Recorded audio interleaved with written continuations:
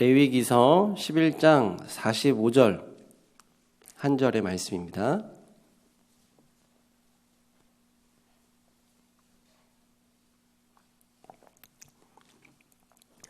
레위기서 11장 45절 한 절의 말씀 우리 다 같이 한번 읽어보도록 하겠습니다. 시작. 나는 너희의 하나님이 되려고 너희를 애굽 땅에서 인도하여 낸 여호와라. 내가 거룩하니 너희도 거룩할지어다. 아멘. 우리 제목 한번 보여주실까요?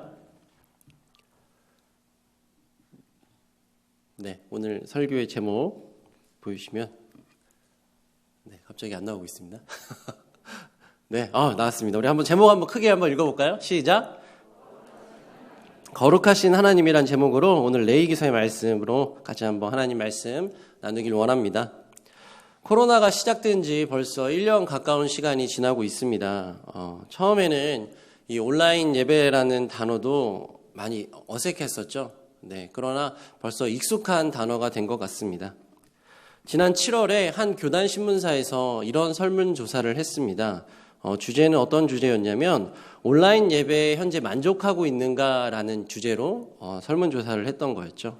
결과가 어떻게 나왔을까요? 만족스럽다, 만족스럽지 않다. 어느 쪽일 것 같으세요? 만족스럽지 않다가 좀 많겠죠. 맞습니다. 대다수가 만족스럽지 않다라고 말씀을 해주셨는데요. 퍼센테이지를 보면 가장 큰 이유가 무엇이었냐면 71.6%가 현장 예배만큼 집중할 수가 없어서였고, 두 번째 이유는 예배 현장 생동감이 떨어져서라는 이유를 성도님들께서 들어주셨습니다. 쉽게 말해서 교회는 우리가 지금 이렇게 예배당에서 예배드리고 있는데요. 교회는 거룩한 공간이고 또 성전이라고 표현하잖아요.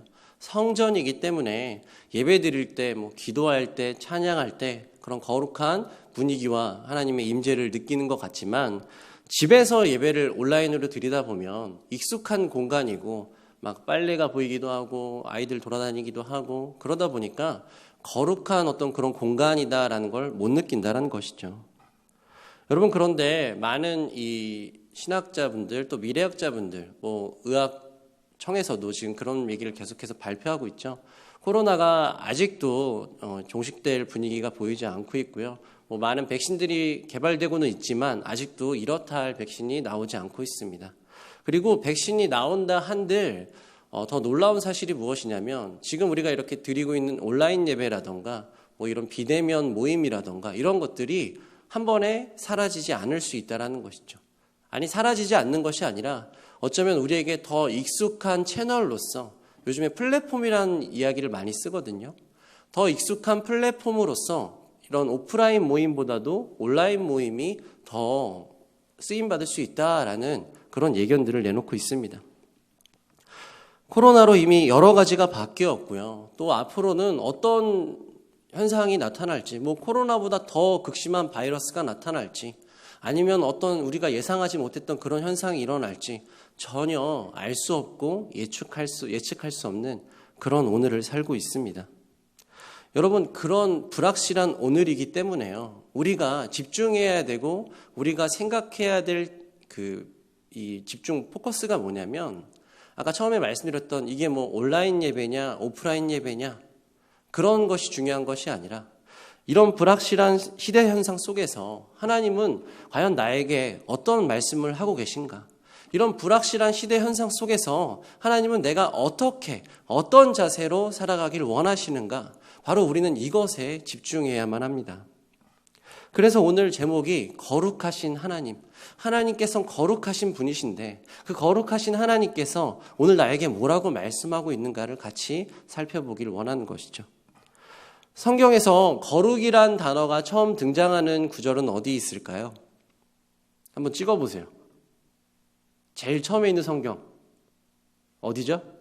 창세기입니다. 네, 제가 지금 비대면 예배를 드리는 게 아니기 때문에 좀 적극적으로 대답해 주시면 좋을 것 같습니다.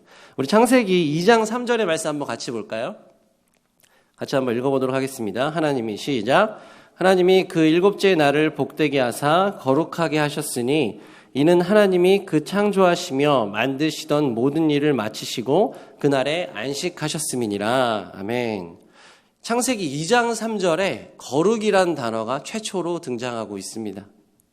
하나님께서 천지를 창조하시고 이 안식일을 주시면서 처음으로 이제 거룩이란 단어를 쓰게 된 것이죠.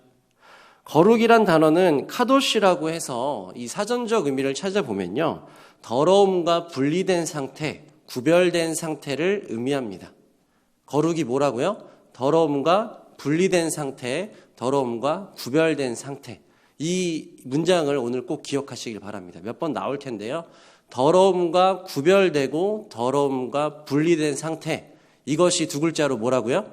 거룩입니다. 꼭 기억하시길 바랍니다. 제가 주일학교 아이들, 제가 초등부, 고등부 가르친 전도사 때 그런 시절이 있었는데요. 전도사 때 주일 아이들을 가르치면서 많이 했던 질문이 있었습니다.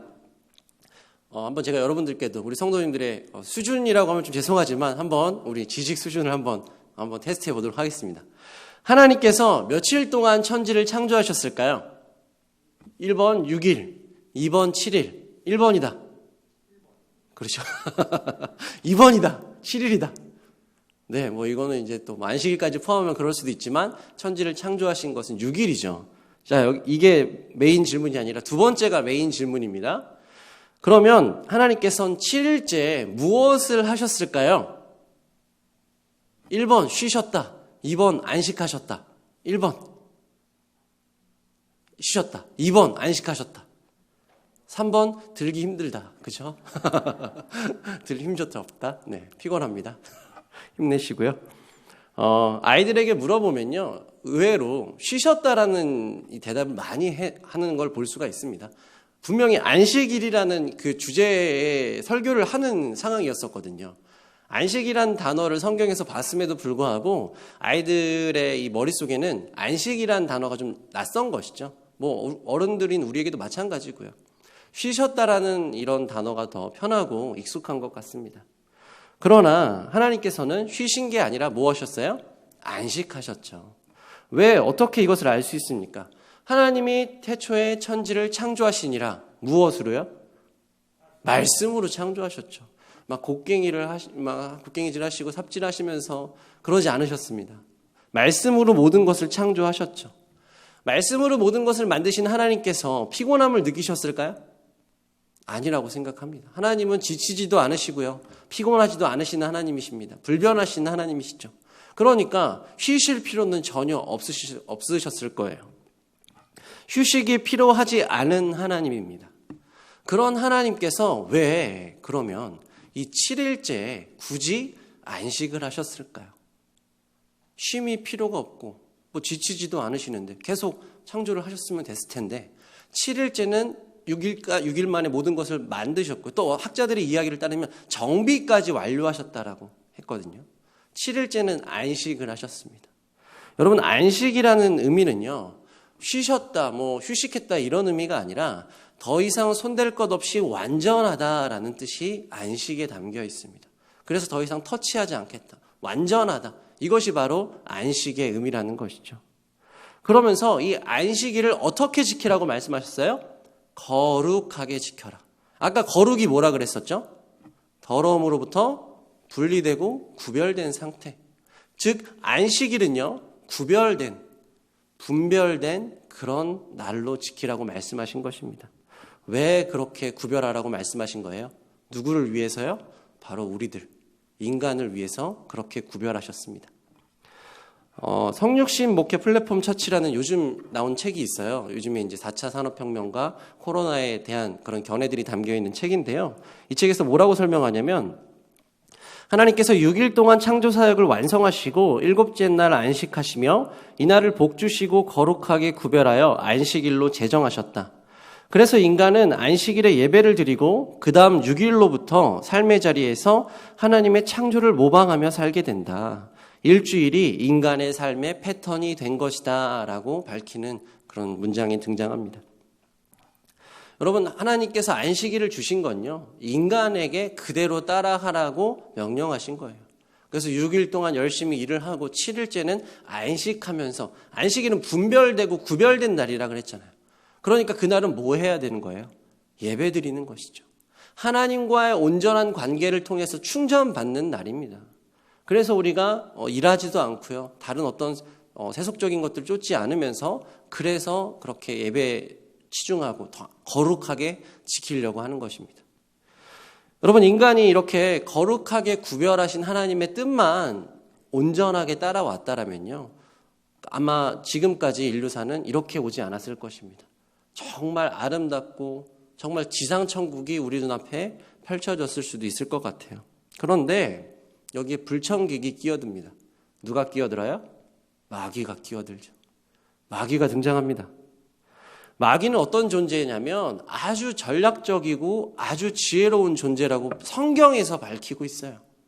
다른 사람이 이야기한 것이 아니라 하나님이 인정해 주셨습니다. 마귀는 너무너무 지혜롭다. 너무너무 치밀하고 전략적이다라는 그런 견해. 그게 바로 마귀에 대한 설명입니다. 여러분, 마귀가 얼마나 지혜롭고 얼마나 요즘 말로 스마트하냐면 하나님의 말씀을 절대로 있는 그대로 반박하지 않습니다. 마귀는 어떤 전략을 쓰냐면요, 아주 살짝만 틀어요. 하나님의 말씀이 이렇게 다가왔다라면 그것을 살짝만 틀어서 틀은 채로 들어오게 만들어줍니다. 그게 바로 마귀의 전략이에요. 여러분, 우리가 기차 이 선로가 있습니다. 뭐 기차뿐만 아니라 뭐 차도도 마찬가지죠. 차도나 기차나 선로가 이렇게 두 개가 존재해야 되는데요. 이 두 개는 절대적으로 직선으로 가야 됩니다. 일직선으로 쫙 가야 되죠. 그래야 사고가 나지 않습니다. 그런데 여기서 0.1도만 살짝 틀어져서 가게 되면 어떻게 될까요? 처음에는 티가 나지 않습니다. 눈에 보이지도 않아요. 0.1도 정도 살짝만 틀었기 때문에. 그런데 이게 점점점 발전하고 지나고 나면 어떻게 돼요? 이제 결국 뭐 맞닿게 되거나 완전히 벌어지거나 상상할 수 없는 일이 발생하게 되는 것이죠. 바로 이것이 마귀의 전략이었고요. 이 마귀의 전략이 통했어요. 들어먹었습니다. 그래서 인류사가 완전히 하나님의 계획과 다른 모양으로 지금 우리 앞에 펼쳐진 것이죠. 하나님께서 원래 최초의 아담에게 오리지널로 주셨던 명령이 있습니다. 유명한 말씀이죠. 선악과에 대한 말씀, 창세기 2장 17절의 말씀입니다. 같이 한번 읽어볼까요? 앞에 보시고 창세기 2장 17절 읽어보도록 하겠습니다. 네, 시작. 선악을 알게 하는 나무의 열매는 먹지 말라. 반드시 죽으리라 하시니라. 선악과를 먹지 말라. 선악을 알게 하는 나무의 열매를 먹지 말라가 오리지널 명령입니다. 이게 바로 하나님의 명령이에요. 그런데 뱀이 하와에게 이제 교묘하게 스마트하게 들어간다 그랬죠. 뱀이 하와에게 다가가서 하나님의 명령을 아까 말씀드렸죠. 살짝 비꼬아요. 살짝 틀어서 물어봅니다. 뭐라고 틀었는지 한번 볼까요? 창세기 3장 1절의 말씀입니다. 하반절의 말씀에 뱀이 여자에게 물어 이르되 하나님이 참으로 너희에게 동산 모든 나무의 열매를 먹지 말라 하시더냐. 말씀 두 개를 제가 일부러 비교해서 가져와 봤어요. 선악을 알게 하는 나무의 열매는 먹지 말라가 하나님의 오리지널 명령이었죠. 그런데 뱀이 여자에게 물은 질문은 뭐예요?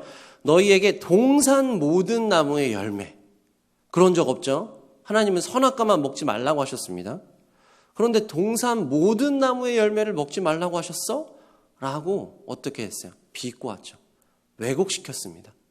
틀었어요. 여러분, 이 질문을 들은 하와의 마음속에 어떤 마음이 들기 시작했을까요? 그전까지 에덴 동산은 지상천국이었습니다. 아담과 하와 이 둘을 견줄 존재가 없었고요. 모든 만물이 자신들의 발 아래에 있었고요. 모든 것을 본인들 마음대로 할 수 있었던 지상천국이었을 거예요. 하나님은 어떤 분이셨을까요? 그런 지상천국에서 우리들을 보호해 주시는 최고의 보호자, 우리의 절대적인 가이드, 가디언, 이런 존재였을 거예요. 그런데 뱀이 하나님의 하나님의 말씀을 왜곡시켰습니다. 이렇게 틀어버렸어요. 그래서 그 질문을 듣게 되니까 그 뒤로 에덴 동산을 바라보니까 이 에덴 동산이 어떤 곳이에요? 억압받는 곳입니다. 내가 모든 것을 지배하고 있다라고 생각했는데 그것이 아니었다라는 것을 깨닫게 되는 순간인 것이죠. 하나님은 어떤 분이실까요? 최고의 보호자였던 그 하나님이 최고의 억압자로 느껴지기 시작합니다. 여러분, 하와의 마음이 이렇게 변질되었다라는 것을 어디서 우리가 증명할 수 있어요? 그 뒤에 나오는 말씀에서 증명할 수 있습니다. 창세기 3장 2절과 3절의 말씀이에요. 같이 읽어볼까요? 여자가 시작. 여자가 뱀에게 말하되 동산 나무의 열매를 우리가 먹을 수 있으나 하나님의 말씀에 너희는 먹지도 말고 만지지도 말라 너희가 죽을까 하노라 하셨느니라. 하나님은 처음에 뭐라고 명령하셨어요? 먹지 말아라. 이것만 말씀하셨죠. 근데 거기에 뭐가 추가됐어요? 먹지도 말고 만지지도 말고. 그리고 그 뒤에 하나님께서 뭐라고 하셨어요? 먹지 말아라. 먹으면 반드시 죽으리라 라고 말씀하셨죠. 그런데 그게 어떻게 지금 또 왜곡됐어요? 죽을까 하노라. 하나님은 100% 죽는다라고 말씀하셨는데 여기서는 물음표를 붙여놓은 거예요. 왜곡된 하나님의 말씀이 등장한 것입니다. 여러분, 우리가 왜 거룩해야 될까요? 왜 거룩을 추구해야 되는 것입니까? 왜 더러움과 분리되고 구별돼야 되는 것입니까? 바로 이 하와의 모습을 통해서 알 수 있습니다. 하나님은 거룩하신 분이에요. 그래서 거룩하신 하나님을 쫓아 우리가 거룩해야 되는데 분별돼야 되고 구별돼야 되는데 우리가 분별되고 구별되지 못하면 어떤 현상이 일어나는 거예요? 하나님을 똑바로 보지 못하게 되는 것입니다. 최고의 보호자이자 나의 인생의 주권자이자 나의 창조주이신 하나님을 바라봐야 되는데 나를 억압하는 존재, 나를 간섭하는 존재, 나에게 아무것도 안 해주는 존재로 하나님을 왜곡시켜서 보게 된다는 것이죠. 이게 우리에게 끔찍한 결과로 나타난다는 것입니다. 왜요? 하나님을 똑바로 바라볼 수 있어야 되는데 왜곡시켜서 하나님을 바라보면 누구만 손해예요? 나만 손해입니다. 왜 나만 손해입니까? 하나님은 어떤 하나님이십니까? 불변하신 하나님, 영원하신 하나님, 항상 선하시고 항상 진리이신 하나님, 하나님이 하신 모든 것이 선하신 하나님이십니다. 인간은 어때요? 그때 달라요. 그래서 거룩하신 하나님을 우리가 보면서 하나님을 쫓아가려고 해야 되는데 왜곡되고 뒤틀려버리고 죄에 물들어진 나의 마음속에 하나님을 갖다 붙이려고 하니까 하나님이 올바른 하나님으로 나타나지 않는 것입니다. 하나님의 말씀도 마찬가지죠. 내가 하나님의 그 말씀을 믿지 못하면 왜곡시켜서 듣기 시작하면 이제 하나님의 말씀이 아까 하와처럼 나를 보호해주는 말씀으로 들리는 것이 아니라 나를 억압하는 말씀, 나를 간섭하는 말씀으로 바꿔서 변질돼서 보이기 시작하고 들리기 시작합니다. 그럼 인간이 그때 하는 짓이 뭐예요? 하나님의 말씀을 쫓아 사는 것이 아니라 이제 눈을 돌리기 시작하는 것이죠. 나에게 편한 쪽, 나를 좀 응원해 주는 쪽, 나에게 선해 보이는 그쪽. 그것이 무엇입니까? 바로 세속, 세상주의, 물질만능주의, 성공주의, 번영주의, 이런 모든 것들입니다. 왜요? 이것들은 달콤해 보이거든요. 그럴듯해 보입니다. 지금 당장 참인 것처럼 보이기 때문입니다. 하나님의 말씀은 어때요? 뭐뭐 하지 마라. 뭐뭐 하지 마라. 뭐하면 죽는다. 어디 가지 마라. 구별되라. 뭐 이렇게 억압하는 게 많고 나를 힘들게 하는지. 근데 세상 것들 보니까 어때요? 어이구 잘하고 있어. 네가 최고야. 너는 네 인생의 주인이야. 네 인생은 네 거야. 돈이 최고야. 다 어때요? 그럴듯해 보이죠. 왜곡시켜서 뒤틀어서 나에게 들어오는 그런 달콤한 속삭임. 바로 누구의 전략이라고요? 마귀의 전략이라 그랬습니다. 여러분, 그래서 우리가 말씀을 똑바로 배워야 되고요. 왜곡시켜서 배우지 말고 왜곡시켜서 듣지 말고 있는 그대로의 참 하나님의 말씀을 우리가 받을 수 있어야 됩니다. 그러기 위해서 우리가 이렇게 예배드리고 기도하면서 끊임없이 내 자신을 비워내는 것이죠.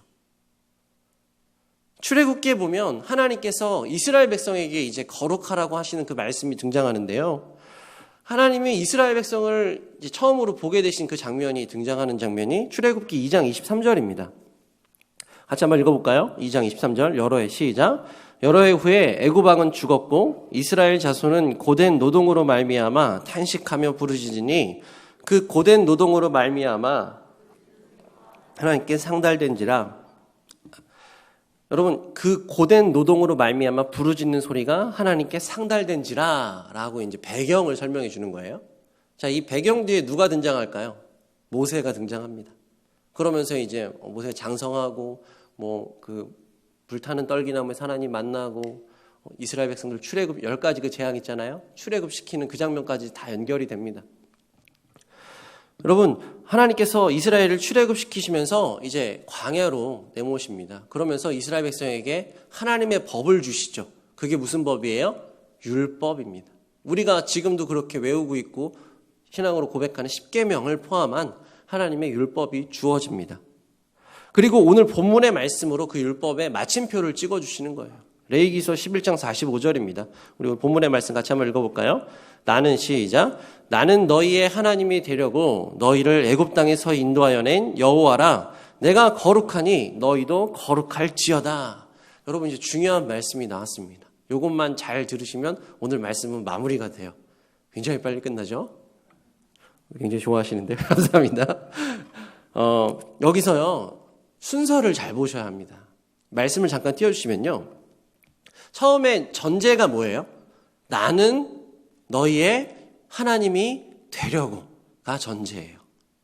너희가 애굽 땅에서 부르짖었기 때문에 너희를 애굽 땅에서 건져낸이 아니라 나는 너희의 하나님이 되려고가 전제입니다. 여러분, 하나님께서 이스라엘 백성을 출애굽시키시고 너희들은 내 백성이다라고 이렇게 도장을 찍어주신 이유가 뭐라고요? 이스라엘 백성이 고통 속에서 부르짖었기 때문이 아니라 나는 너희의 하나님이 되려고가 먼저라는 것입니다. 하나님의 이 마음이, 하나님의 이 계획이 먼저 있었기 때문에 이스라엘 백성이 그 뒤에 부르짖을 수 있었던 거예요. 여러분, 만약에 이스라엘 백성이 고통 속에서 부르짖었기 때문에 너희를 애굽 땅에서 건져냈다가 전제가 되면 어떤 현상이 벌어질까요? 여러분, 이 뒤에 나오죠. 내가 거룩하니 너희도 거룩하라. 잘 보세요. 전제가 너희가 애굽 땅에서 부르짖었기 때문에 너희를 애굽 땅에서 인도하여 낸 여호와라. 내가 거룩하니 너희도 거룩하라. 이건 뭐예요? 이렇게 되면 어떻게 되는 거예요? 거룩이 뭐가 되는 겁니까? 의무가 되는 거예요. 책임이 되는 것이고요. 비용으로 들어오게 되는 것입니다. 값을 치루어야 되는 것이에요. 이런 거죠. 하나님께서 이스라엘 백성 한 사람 한 사람에게 너네 100거룩씩이야. 너네 100거룩씩 내가 값을 받을 거야 라고 말씀하신다고 생각해 보세요. 이스라엘 백성이 어떻게 해야 될까요? 100거룩씩을 채워야 합니다. 내가 거룩하니 너희도 거룩하라라고 말씀하셨기 때문에요. 100거룩, 예를 들어서요. 100거룩씩, 100만 원처럼요. 100거룩씩 한 사람씩 채워야 된다고요. 여러분, 만약에 제가 100거룩을 못 채웠습니다. 그럼 어떤 현상이 벌어질까요? 쉐인호, 너 100거룩 못 채웠어? 너 탈락. 이런 현상이 발생할 수도 있습니다. 여러분, 내가 너희를 건져내었다라는 게 무슨 말이에요? 구원받았다는 의미입니다. 구원받았다. 건져내었다. 근데 100거룩을 못 채웠기 때문에 너 구원 탈락. 이런 현상이 벌어지면 이게 얼마나 안타까움으로 말할 수 없죠. 정말 얼마나 처절한 상황이 벌어지는 것입니까? 여러분, 이 거룩이요, 의무고 책임이고 비용이 돼버리면, 다시 말해서 이 구원은요, 행위 구원이 돼버리고 마는 것이에요. 내가 거룩하니 너희도 거룩하라. 100거룩을 채우지 못하면 우리는 하루하루 벌벌벌 떨면서 살아야 되는 그런 미약한 존재. 정말 아까 예를 들었던 족쇄에 억압하는 그런 존재로 전락해버리고 말 것입니다. 여러분, 거룩은요, 이런 비용이자 의무이자 책임이자 값이 아니에요. 그럼 거룩은 무엇입니까? 앞에서 거룩이 무슨 뜻이라고 말씀드렸죠? 거룩 꼭 기억하라고 말씀드렸잖아요. 거룩이 뭐라 그랬어요? 더러움으로부터 구별된 상태. 더러움으로부터 분리된 상태가 거룩이라고 말씀드렸습니다. 여러분, 왜 우리가 이런 구별된 상태가 되어야 합니까? 하나님이 거룩하시기 때문인 거예요. 다시 정리를 하겠습니다. 다시 말씀을 보여주시면 나는 너희의 하나님이 되려고 너희를 애굽 땅에서 인도하여 낸 여호와라. 내가 거룩하니 너희도 거룩할지어다. 여러분, 내가 거룩하니 너희도 거룩할지어다를 아까 거룩의 뜻을 넣어서 제가 한번 읽어드릴게요. 나는 너희의 하나님이 되려고 너희를 애굽 땅에서 인도하여 낸 여호와라. 나는 더러움으로부터 분리되고 구별된 상태에 있으니 너희도 그렇게 되어라. 너희도 더러움으로부터 분리되고 구별된 상태로 있어라. 왜? 내가 그렇게 되어 있으니까. 나는 그런 하나님이니까. 여러분 이해가 되시나요? 우리가 거룩을 추구한단 말이죠. 아까 처음에 설문조사 말씀드렸잖아요. 왜 그렇게 사람들이 온라인 예배를 싫어한다고요? 거룩을 느낄 수가 없기 때문입니다. 집에선 도무지 거룩한 임재를 체험할 수가 없고요. 그런 느낌을 받을 수가 없습니다. 현장 예배만큼 그게 오지 않다는 거예요. 그런데 우리가 그 집에서도 온라인 예배 속에서도 하나님을 만날 수 있는 이유가 어디에 있다고요? 내가 거룩하니 너희도 거룩하라. 어디에 있든지 무엇으로 예배드리든지 너희의 상태가 어떻든지 관계없이 내가 거룩하니 너희도 거룩하라. 바로 이것이 우리에게 주신 하나님의 말씀입니다. 왜 우리가 거룩해야 되는 거예요? 아까 말씀드렸죠. 인간은 그때그때 달라요. 성전에서 예배드릴 때는 거룩한 것 같고 성전에서 예배드릴 때는 은혜 받은 것 같은데 집으로 돌아가서 온라인 예배로 바꿔지는 순간에 거룩은 거리가 멀어지고 나태해지고 게을러지는 우리의 본성이 드러나 버립니다. 그때그때 달라요. 그런데 하나님은 어떤 분이시라고요? 불변하신 하나님, 영원하신 하나님, 항상 동일하신 하나님. 그렇기 때문에 그 하나님을 바라보면서 그 하나님의 거룩을 쫓는 순간 우리가 가장 선한 길로, 가장 올바른 길로 걸어가게 되는 줄 믿으시길 바랍니다. 여러분, 하나님은 더러움과 죄나 타락이나 전혀 관계가 없으신 분이에요. 그런 하나님이기 때문에 우리가 하나님의 거룩을 추구한다는 건요, 하나님께서 지으셨던 원래의 모습대로, 원형의 모습대로 우리가 나간다라는 의미를 담고 있습니다. 그게 언제예요? 아담이 죄로 물들기 전의 모습.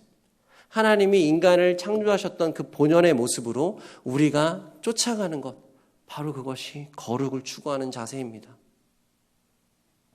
그러기 위해서 하나님께서 아담에게 선악과를 먹지 말아라.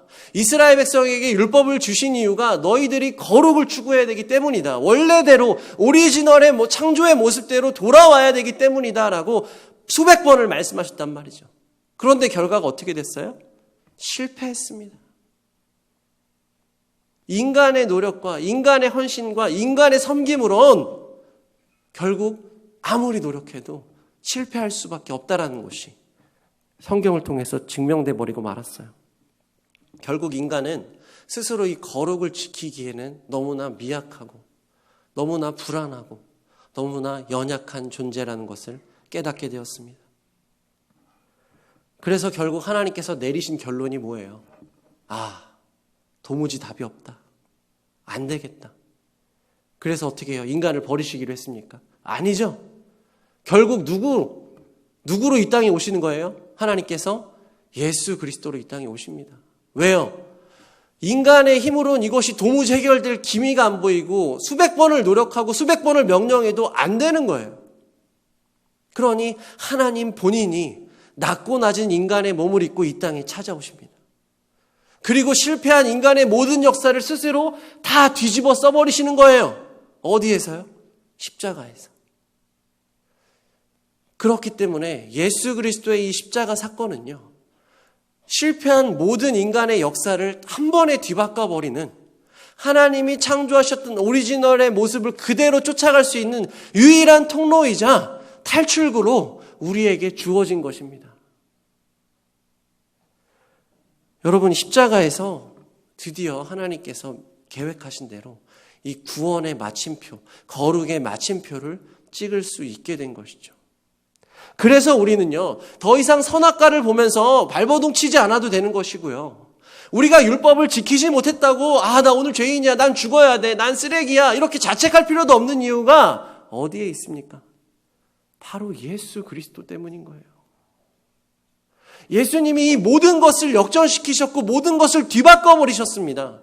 예수님을 통해서 예수 그리스도의 이름을 영접하기만 하면 내가 선악과나 율법을 보지 않아도 나는 거룩을 추구할 수 있게 되는 거예요.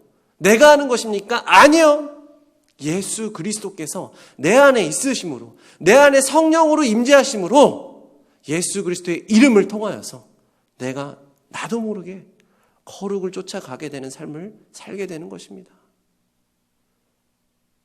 여러분, 그래서 나는 날마다 죽노라.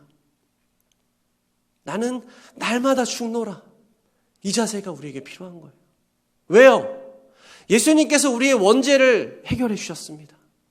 그리고 우리에게 성령을 보내주셨어요. 성령이 우리 안에 자리 잡고 꽉 잡고 있으면서 와, 나 이제 예수님 거야. 나는 이제 말씀대로 살 수 있고 나는 거룩한 모습으로 살아갈 수 있어. 할렐루야 아멘 하면서 살 수 있으면 얼마나 좋겠어요.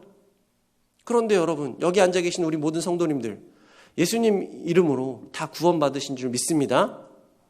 예수 이름으로 구원받으신 줄 믿습니다. 구원받으신 여러분들 죄를 하나도 안 지은 줄 믿습니다. 감사합니다. 아멘 하신 분 너무 감사해요.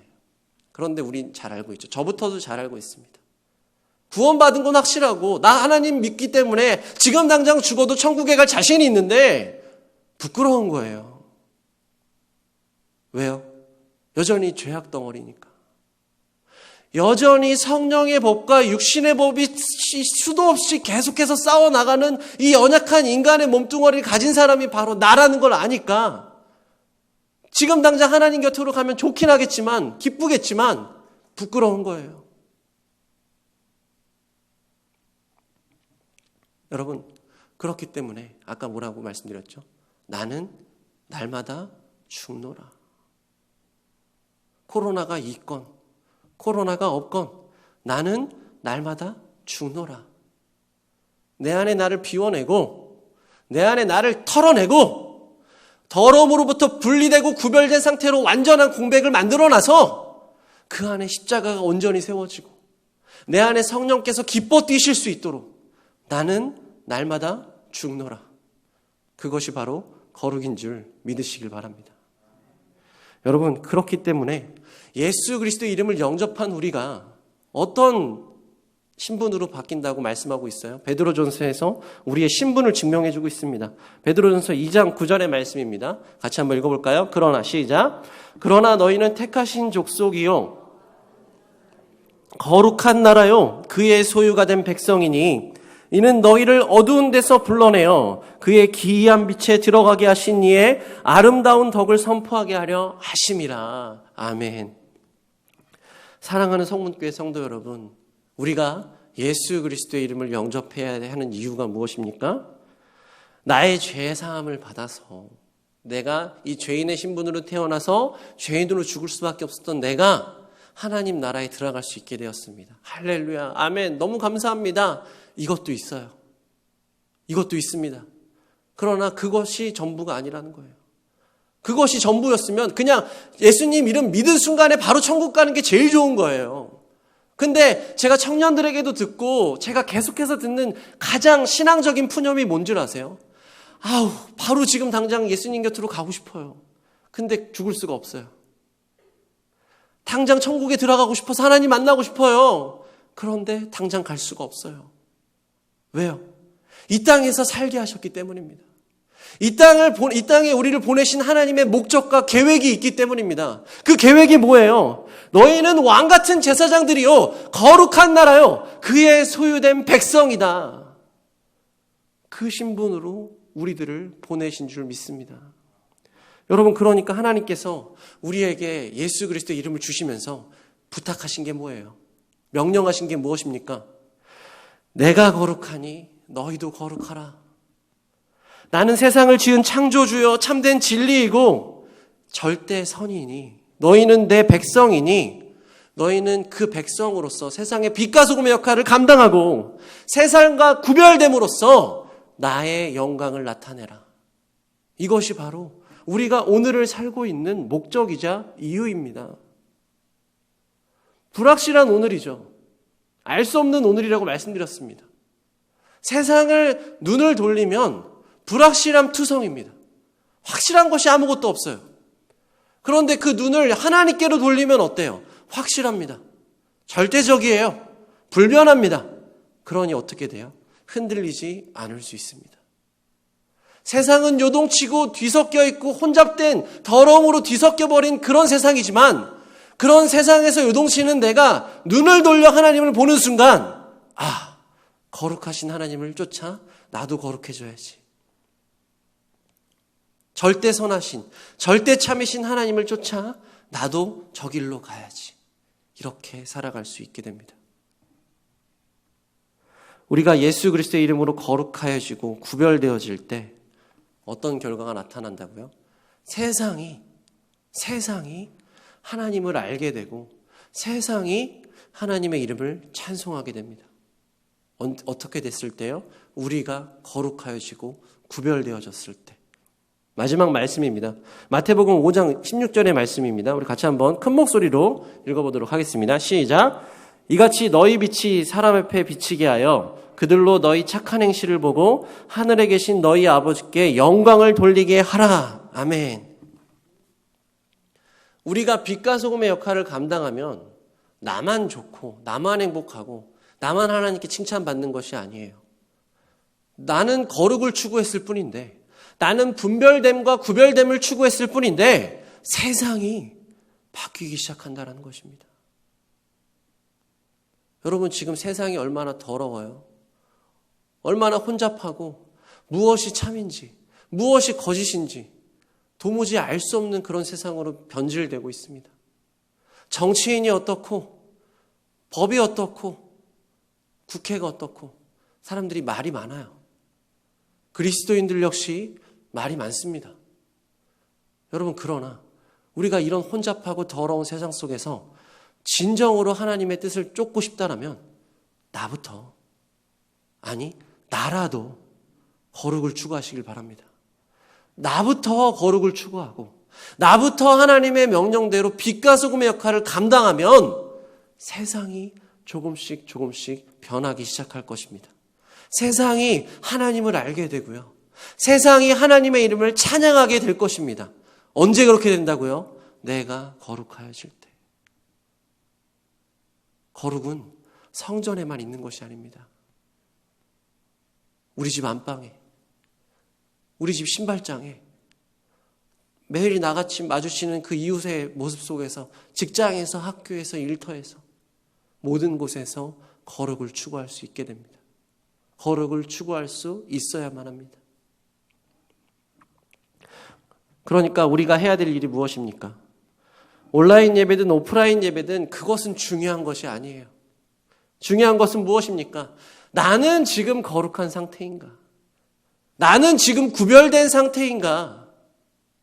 나는 나의 행복만을 위해서 하나님을 슬프시게 하거나 이웃에게 해를 끼치고 있지는 않은가? 나는 어떠한 상태인가? 나는 나의 삶에서 내 가족과 친구와 이웃들과 모든 사람에게 빛과 소금의 역할을 능히 감당하고 있다고 하나님 앞에서 말씀드릴 수 있는가? 이것을 살필 수 있어야 합니다. 온라인, 오프라인 그런 게 중요한 게 아니에요. 앞으로 말씀드렸잖아요. 어떤 플랫폼이 우리 앞에 펼쳐질지 몰라요. 여러분, 그때마다 도무지 만날 수 없는 상황이 됐는데 그때마다 막 성전 쫓아다니면서 성전 앞에 와서 기도하시고, 물론 하나님이 기뻐하시겠죠. 그러나 그것이 과연 빛과 소금의 역할을 감당하고 있는 것인가? 내가 지금 나의 편안함과 나의 만족과 나의 위안을 위해서 내가 이러고 있는 것은 아닌가? 하나님이 진짜로 원하시는 것이 이것인가? 분별할 수 있어야 합니다. 오늘부터, 지금 이 순간부터 거룩을 추구하시길 바랍니다. 그 거룩은요, 하나님 보는 거예요.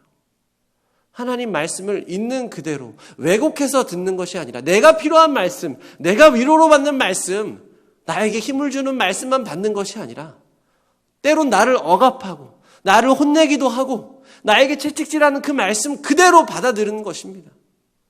그것이 바로 거룩이고요. 그것이 바로 하나님의 뜻을 쫓아 사는 삶인 줄 믿으시길 바랍니다. 여러분, 다시 한번 말씀드립니다. 마지막이에요. 거룩이 뭐라고요? 더러움으로부터 분리되고 구별된 상태. 이 거룩은 의무나 책임이 아니라고 말씀드렸어요. 내가 이만큼 거룩하기 때문에 하나님, 내가 오늘은 이만큼 거룩하게 생활했고요. 내가 예배 시간에 이렇게 거룩하게 예배드렸고요. 이런 거 더 이상 하나님 앞에서 내세우지 마세요. 그것은 우리가 내세울 것이 아닙니다. 이것은요, 호흡과 같은 거예요. 인간이 호흡을 해야 살아갈 수 있는 것처럼 거룩은 그리스도인이라면, 하나님의 자녀라면 호흡하는 거예요. 영적인 호흡이죠. 그게 바로 거룩입니다. 이 자리를 떠나는 이 순간부터 집으로 돌아가서 가족들과의 모임과 또 날이 밝아서 일터로 돌아가시고 또 다른 사람들을 만나겠죠. 사회로 나가시겠죠. 그곳에서 거룩을 추구하시길 바랍니다. 하루에도 12번씩 스스로에게 질문해 보시길 바랍니다. 나는 지금 거룩한가? 나는 지금 더러움으로부터 분리되고 구별된 상태를 추구하고 있는가? 부디 우리 성문교회 모든 성도님들이 이 거룩한 하나님의 백성으로 계속해서 살아가시길 주님의 이름으로 축복합니다.